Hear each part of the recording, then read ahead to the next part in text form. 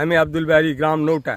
আমার ৭৫ শতক জমি ২০ সাল থেকে এ যাবৎ পর্যন্ত আমাকে রাজনৈতিক প্রভাবে যখনই ক্ষেত না গাই বা ইয়ে করি তখনই ওই বিন্না মারা বীজ দিয়ে মেরে দেয়, কখনো ধান উপড়ে ফেলে দেয়, এরকম করে আমাকে আর কিছুতেই আবার জমিটা আবাদ করতে দেয় না, জমিটা ফেলে হয়।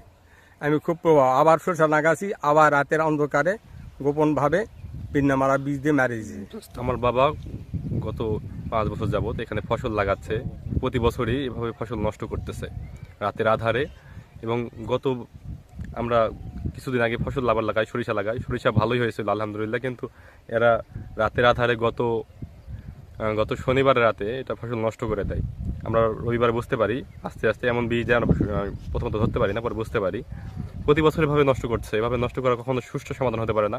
আমরা সুষ্ঠু সমাধান বা সুষ্ঠু বিচার চাই, যাতে আমাদের এটার কাগজপত্র দেখার মাধ্যমে হলেও এটা সুষ্ঠু তদন্ত করে আমরা এর সমাধান চাচ্ছি।